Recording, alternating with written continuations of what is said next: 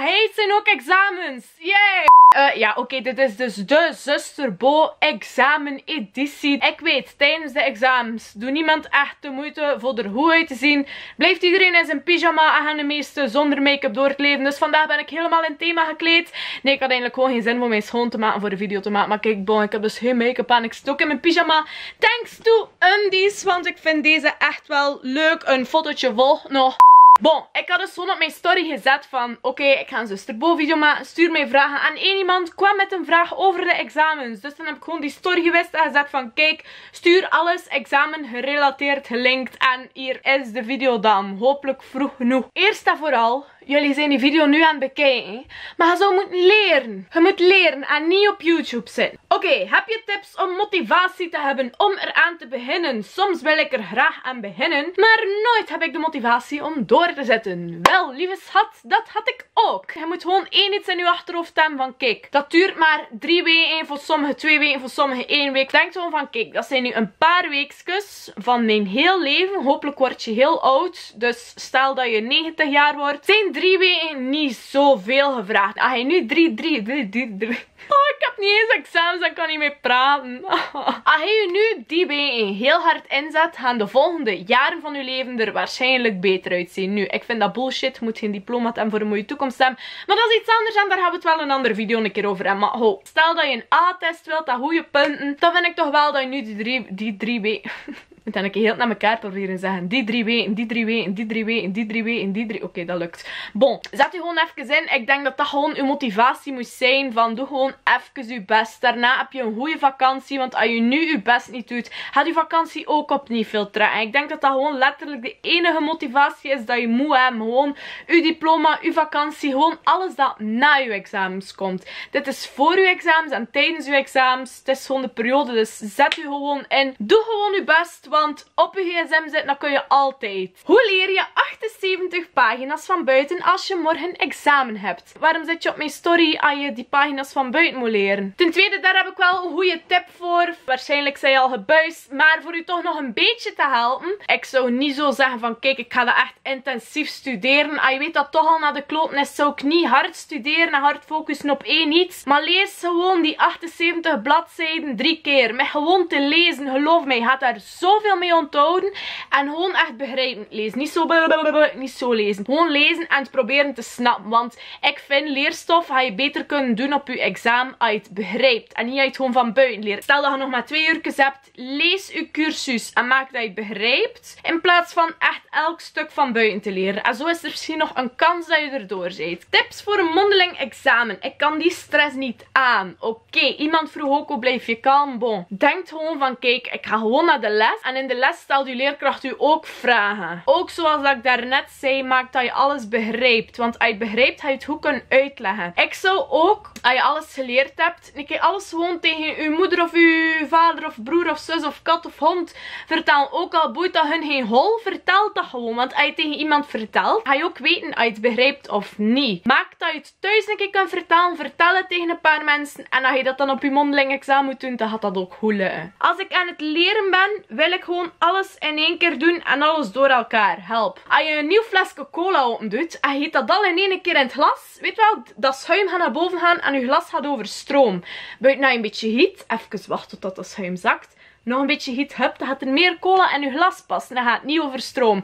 Hij zit dat colaglas. Uw hoofd is dat colaglas. En uw hersens is dat schuim. Dat gaat gewoon over stroom. Dus doe dat ook in stukjes. Neem pauzes. Hoe overleef ik de examens met zo weinig mogelijk mental breakdowns en positief te blijven? Eerst en vooral, blijf van Twitter. Twitter is een kut-app. Iedereen op Twitter ga ik nooit snappen. Als ik iedereen op Twitter ooit snap, ga ik een anus op mijn voorhoofd tatoeëren. Zit zo weinig mogelijk op sociale media, want iedereen probeert daar gewoon hack te maken. Like, je leest dingen die niet met je examens te maken hebben. Bijvoorbeeld nieuwsberichten die je stress geven of andere dingen. En ten tweede zie je daar iedereen ook studeren. Het kan een geruststelling zijn dat je ziet dat bij mensen nog niet lukt. Maar je ziet bijvoorbeeld ook mensen zeggen van, jee, laatste examen. En dan ga je iets zeggen van, shit, maar ik moet er nog 8 doen of zo. Dus sociale media zoveel mogelijk vermijden. Laat je gsm in een kastje. Geef het aan uw moeder. Laat uw moeder streng zijn. Laat uw moeder vermoederen op u. Echt waar, moeders zijn zalig tijdens de examens. Die zitten echt achter u dat je studeert. Hoop ik, de mijne was toch zo. En die pakken uw gsm af en dat vind ik zalig. Laat dat toe. Laat ze uw gsm afpakken. Laat je gsm zelf ver weg. Zet er zo weinig mogelijk op. Als je daarop zit, ga je mental breakdowns krijgen. Praat niet met mensen. Mensen geven nu ook stress. Mensen maken je hoofd moe. Dat is niet goed. Mijn belangrijkste tip blijft nog altijd: zorg voor een bioritme. De grootste tip dat mijn psycholoog mij ooit heeft gegeven, dat mij het meest is blijven doorgaan, is: je gaat moe zijn als je geen bioritme hebt. Dus je kunt bijvoorbeeld een keer zeggen van: kijk, kan ik een vroeg gaan slapen of kan ik een uitslapen? En je nog altijd moe voelen. Elke dag om hetzelfde uur gaan slapen en elke dag op hetzelfde uur opstaan. Uw slaap gaat beter zijn. Je gaat minder dromen, gaat minder angststroom hebben. De kwaliteit van uw slaap gaat beter zijn. Gaat minder moe zijn, meer uitgeslapen. Gaat veel meer van uw dag kunnen maken. Ook al ga je elke dag om 11 uur gaan slapen, maar sta je elke dag om 7 uur op. Dat is niet erg. Ik kan zeggen van: kijk, ik ga vroeger in mijn bed kruipen. Gaat niks helpen. Gaat nog altijd moe zijn. En zeggen van: kijk, ga ik tot 12 uur slapen, is ook verschrikkelijk. Gaat nog altijd moe zijn. Je moet gewoon dezelfde uren slapen. Niet een keer langer of een keer korter. Ook tijdens de examens. Echt waar. Ook al kan je leerstof nog niet helemaal, ga toch gaan slapen op hetzelfde uur. Want het is beter dat je dan gaat gaan slapen. En hetgene dat je geleerd hebt, ga je uiteindelijk veel beter kunnen onthouden. Gewoon omdat je een betere kwaliteit van je slaap hebt. Dan dat je bijvoorbeeld heel de nacht doorstudeert. Want dan ga je uiteindelijk echt veel minder kennen. Dan ga je ook minder mental breakdowns hebben. Want een slechte slaapkwaliteit zorgt voor heel veel stress, rugklachten, whatever. Dat is niet goed. Stress is hetgeen dat je niet nodig hebt tijdens examens. En dat kun je krijgen door slechte slapen. En door mensen. En door sociale media. Sociale media met mensen. Vermijd die 3 dingen. Ik heb het echt gehad met school en nu met de examens. Ik heb iedere keer perfect erdoor gekomen zonder tekort. Maar nu met de Ramadan heb ik de motivatie niet voor verder te werken of studeren of iets te doen. Och arme. Ik heb zoveel, maar echt zoveel respect. In de eerste plaats voor de mensen die al deelnemen aan de Ramadan. Zeker tijdens de examens. Want de boefkikken dat ik al tijdens de examens zou niet gaan met de Ramadan. Ik vind eigenlijk dat ik niet in de juiste positie ben voor hier een antwoord op te nemen. Omdat ik gewoon veel te weinig ken van jullie geloof. En ik wil ook niemand kwetsen of beledigen. Dus ga ik hier niet echt een preekje over geven. Ik kan alleen maar zeggen dat ik heel veel respect heb. En ik zou echt, als ik u was, als je al echt hulp nodig hebt hiervoor, zou ik hulp zoeken bij iemand die genoeg weet over uw geloof om u hierbij te kunnen helpen. Ik wou dat ik het kon, maar ik ben te bang dat ik iets verkeerd ga zeggen en ik wil niemand kwetsen. Want ik heb echt respect voor al mijn kijkers en voor iedereen gewoon op heel de wereld. Wat doe je tegen uitstelgedrag? Ik denk dat je ook bij de verkeerde persoon zit, want de grootste van de wereld zit hier. Daarom de kans dat deze video komt wanneer dat iedereen afgestudeerd is van mijn kijkers is heel groot. Nee, zo erg is het niet. Ik heb daar zelfs voor naar cursussen geweest en whatever, dat heeft mij niks geholpen. Ik heb het zelfs uitgesteld voor een agenda te kopen. Het is er en je kunt er misschien wel iets, maar ik denk je kunt er niks aan doen. Uitstelgedrag heb je en als je gewoon beter studeert tegen stress en deadlines en alles gewoon de laatste avond studeert, als dat je methode is, oké, go with it. Kan je niet gewoon examens afschaffen of mijn leerkrachten vermoorden, zodat we geen examens hebben? Wel, jongeman, ik ga je mijn eerlijk antwoord hierop geven. En dit gaat naar heel veel mensen. Leerkrachten doen gewoon hun job. Zij vinden examens niet uit. Een of ander piepotje van weet ik veel wat heeft ooit de examens uitgevonden.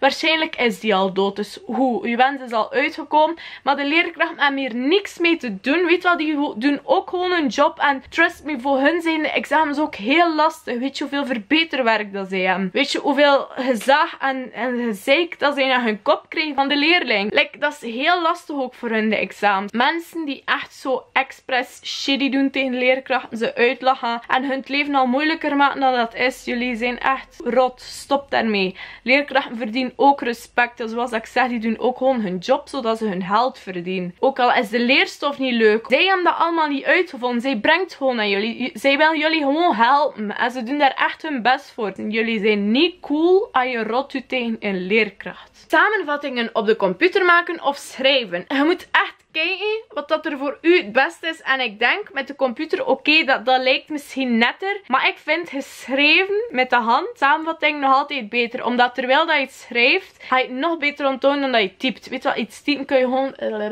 Maar schrijven ga je echt ook je best doen om dat mooier te versieren. Ga het versieren op uw manier. Met tekentjes en bloemetjes en streepjes dat alleen maar hij kunt zetten. Mijn stilo, mijn kleur en een fluostift dat alleen maar hij mooi vindt. Dat je waarschijnlijk niet hebt op Word. Ik denk dat dat gewoon een betere manier is ook voor te studeren. Want het zit meer in uw vingers als je dat doet op het moment zelf. En het is gewoon rustgevendiger. Door de stress begin ik te binge eten. Wat mijn summerbody helemaal niet leuk vindt. Eten tijdens de examens is belangrijk. Maar wel gezond natuurlijk. Like, te vettig eten zal waarschijnlijk wel niet goed zijn. Maar eet nog altijd uw gewoon eetpatroon. En te veel eten is natuurlijk niet goed. Maar wat ik nog gedaan heb. Natuurlijk, ik heb dat ooit een keer op internet gezien. Maar doe het wel niet met ongezonde shit. Like Snickers of zo. Per pakje van 50 bladzijden. Steek daaronder iets dat je heel graag eet. En als je die bladzijden goed gestudeerd hebt. Oh, dan kun je het opeten. Ik denk dat dat een hele goede manier is voor daarmee om te gaan. Voor toch iets te doen. Want eten tijdens de examens is natuurlijk belangrijk. Hoe krijg je alles snel in je hoofd? Ik ga hier gewoon mijn ultimate studietip geven. Snel in je hoofd. Doe dat niet te snel. Instant ga je toch niet onthouden. Maar als je toch tijd wil combineren en je hebt zoals mij een glazen douche thuis of whatever. Ik had altijd als ik een vocabulairlijst had van Engels of zo, hing ik dat gewoon aan de buitenkant van mijn doucheraam. Terwijl dat je aan het douchen bent en je haar aan het insmeren, kun je je lijst leren. En tegen dat ik uit de douche kwam, kon ik mijn vocabulairlijst. Dus hallo, win-win, twee dingen tegelijk, multitasking. Boys, you can do it too. Hierbij ga ik het ook laten, want mijn broer en zus gaan slapen. Dus ik ga de video in stilte en in rust afsluiten. Niet te enthousiast, zodat jullie gekalmeerd zijn en beter kunnen studeren. Dus lieve kijkertjes, zodra dat jullie deze video hebben gezien, wil ik dat jullie een duimpje geven, misschien een comment en daarna gewoon de gsm en de laptop toe. Of de tablet of de weet ik veel wat waar jullie dit nog allemaal op bekijken. En daarna gaan jullie gewoon jullie boekjes weer uithalen en verder studeren in een mooi attestje. Toch wil ik jullie bedanken voor even jullie kostbare examenperiode en mij te spenderen. Niet dat het moeilijk is, want ik weet dat heel veel mensen heel rap afgeleid zijn en van alles zoeken voor niet te moeten studeren. Ook al zijn bobassen naar kutvideo's bekijken met haar kutkop en haar kutaccent. Dus ja.